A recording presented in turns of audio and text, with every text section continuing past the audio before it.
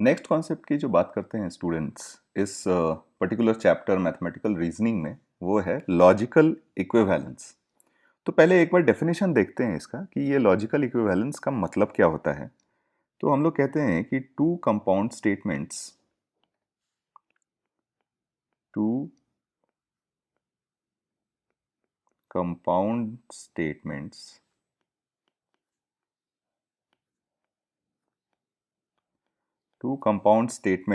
are said to be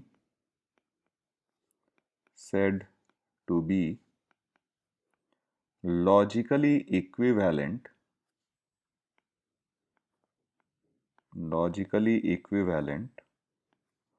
और equivalent. ठीक है, कई बार हमें लॉजिकली इक्विवेलेंट टर्म न देके सिर्फ इक्विवेलेंट टर्म भी दिया जा सकता है। और equivalent if they have the same truth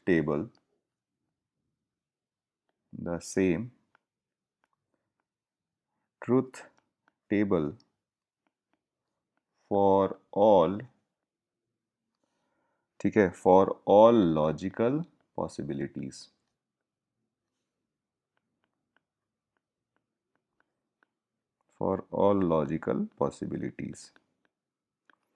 तो अगर दो कंपाउंड स्टेटमेंट का सेम ट्रूथ टेबल बनता है फॉर ऑल लॉजिकल पॉसिबिलिटीज, तो ऐसे केस में हम कहते हैं दोनों कंपाउंड स्टेटमेंट्स को लॉजिकली इक्विवेलेंट। एग्जाम्पल से समझते हैं। तो आइए एक एग्जाम्पल लेते हैं जिसमें हम पूरा ये कॉन्सेप्ट समझने की कोशिश करेंगे।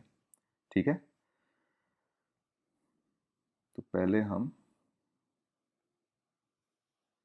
स्टेटमेंट्स लेते हैं P। पहले हम अपना टेबल एक बना लेते हैं कुछ इस तरीके से।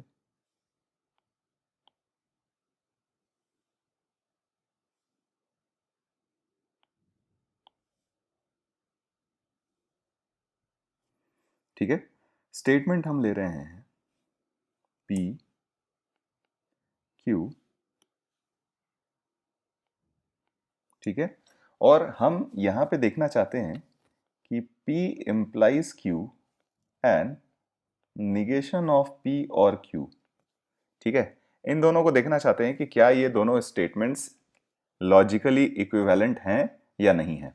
ठीक है, तो सिंस निगेशन ऑफ P के साथ हमें Q का और लेना है, तो हम एक निगेशन ऑफ P का भी कॉलम बना लेते हैं। ठीक है, अब यहां से हम टेबल पॉपुलेट करना शुरू करते हैं। तो P true Q true, P true Q false, P false Q true and P false Q false. ठीक है, तो अगर P ट्रू है तो निगेशन ऑफ P फॉल्स हो जाएगा। ठीक है, यहां पे भी निगेशन ऑफ P फॉल्स हो जाएगा। यहाँ P फॉल्स था तो निगेशन ऑफ P ट्रू हो जाएगा, और यहाँ पे भी P फॉल्स था तो निगेशन ऑफ P ट्रू हो जाएगा। ठीक है, अब P इंप्लाइज Q। तो हमने ये बात सीखी थी कि P इंप्लाइज Q एक ही केस में नेगेटिव होता है, जब पहला स्टेटमेंट ट्रू और दूसरा स्टेटमेंट क्या हो, फॉल्स हो। ठीक है, मतलब P इंप्लाइज Q एक ही केस में फॉल्स मिलता है हमें, जब पहला स्टेटमेंट ट्रू और दूसरा स्टेटमेंट फॉल्स हो। तो अगर P इंप्लाइज Q का अगर हम ट्रूथ टेबल देख रहे हैं, तो सिर्फ इस वाले केस में हमें क्या मिलेगा, अपना स्टेटमेंट फॉल्स मिलेगा, बाकी हर केस में हमारा स्टेटमेंट ट्रू मिलेगा। ठीक है, तो इस केस में हम ये स्टेटमेंट फॉल्स लिख देते हैं और बाकी सारे केस में स्टेटमेंट क्या हो जाएगा, ट्रू हो जाएगा। ठीक है, अब निगेशन ऑफ P और Q लेना है, और ठीक है, यानी डिसजंक्शन की बात कर रहे हैं।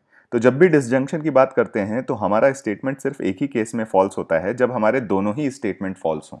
ठीक है, दोनों ही स्टेटमेंट फॉल्स हों, तो यहां पे देखिए दोनों स्टेटमेंट हमारा सिर्फ इस केस में फॉल्स है, यानी यहां पे हमारे पास सिर्फ फॉल्स आएगा और बाकी हर केस में हमारे पास क्या होगा, ट्रू होगा।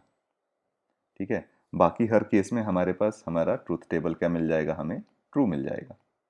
ठीक है, तो अगर हम ध्यान से देखें तो दोनों ही P इंप्लाइज Q और निगेशन ऑफ P और Q, इन दोनों का ट्रूथ टेबल हमारा क्या मिल गया, सेम मिल गया। तो हम ऐसा कह सकते हैं कि ये दोनों स्टेटमेंट्स जो हैं ये हमारे क्या हो जाएंगे, लॉजिकली इक्विवेलेंट स्टेटमेंट्स हो जाएंगे। और इसको हम रिप्रेजेंट कुछ इस तरीके से करते हैं, तो हम ये लिख सकते हैं कि P implies Q, ठीक है, इज लॉजिकली इक्विवेलेंट, और लॉजिकली इक्विवेलेंट का साइन हम कुछ इस तरीके से डालते हैं, ठीक है, is logically equivalent to negation of P और Q, ठीक है।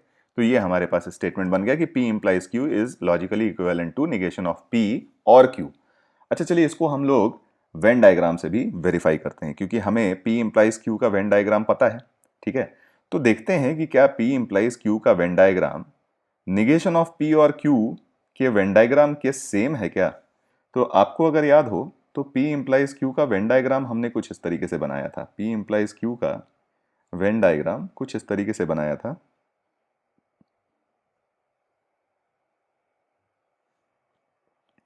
इसमें हमने P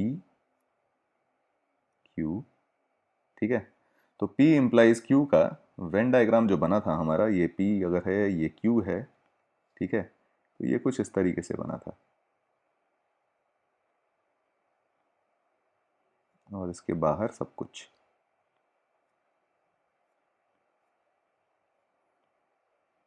ठीक है।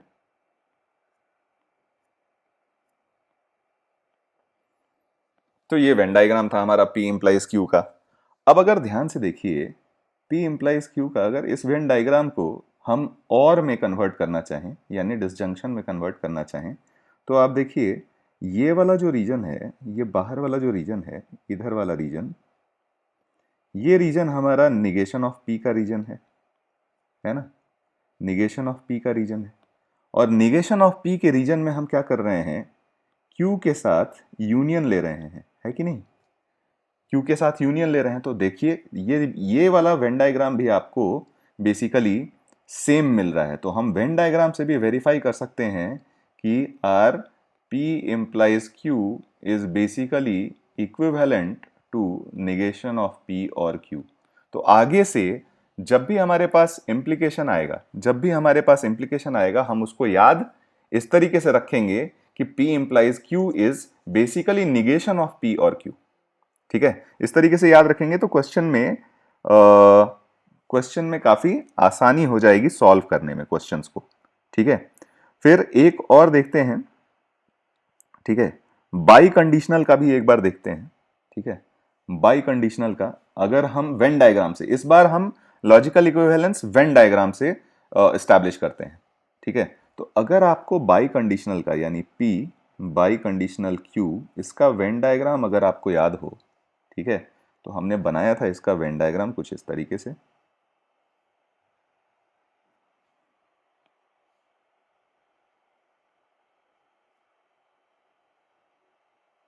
ठीक है। इसका वेन डायग्राम कुछ इस तरीके से था, ये वाला रीजन था हमारे पास और इधर वाला रीजन था हमारे पास,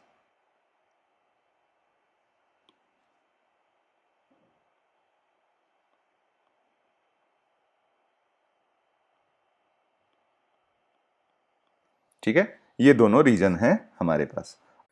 तो यहां से ये वाला सेक्शन अगर हम देखें, वाइट वाला सेक्शन, तो ये हमारे पास सेक्शन जो लिखा हुआ है वो P इंटरसेक्शन Q, और ये ग्रीन वाला जो सेक्शन है हमारे पास, ग्रीन वाला सेक्शन ये हमारे पास लिखा हुआ है negation of P intersection negation of Q, ठीक है। और ये वाला सेक्शन जैसा कि मैंने आपको बताया कि ये P इंटरसेक्शन Q लिखा हुआ है। अब हम देखें यहाँ ध्यान से, तो ये बेसिकली इन दोनों का यूनियन लिखा हुआ है। तो यानी इस स्टेटमेंट को हम कुछ ऐसा लिख सकते हैं कि दिस इज इक्विवेलेंट टू, ठीक है, negation of P and negation of Q union और P एंड Q, इस तरीके से लिख सकते हैं। अब इसमें थोड़ा सा आप डिस्ट्रीब्यूटिव प्रॉपर्टी यूज करोगे, ठीक है, तो डिस्ट्रीब्यूटिव प्रॉपर्टी हम यूज करके इसमें ऐसे भी लिख सकते हैं कि this is negation of P और Q and negation of Q और P। और अगर ध्यान से याद करो, this statement is nothing but P implies Q, तो ये P implies Q एंड ये हो गया Q implies P, ठीक है, तो ये अपने आप आपको दिख जाएगा कि ये हमारा क्या हो गया, बाई कंडीशनल। तो आप इस तरीके से बाई कंडीशनल का इक्विवेलेंट स्टेटमेंट याद रख सकते हो। ठीक है, this is P by conditional Q को या तो आप इस तरीके से याद रख सकते हो, P implies Q and Q implies P, या फिर आप ऐसे याद रख सकते हो कि निगेशन ऑफ P और Q and negation of Q और P, या फिर आप ऐसे याद रख सकते हो कि negation of P and negation of Q और P एंड Q। ठीक है, तो ये तीनों ही आपके क्या हो जाएंगे, equivalent statement to P biconditional Q के। ठीक है।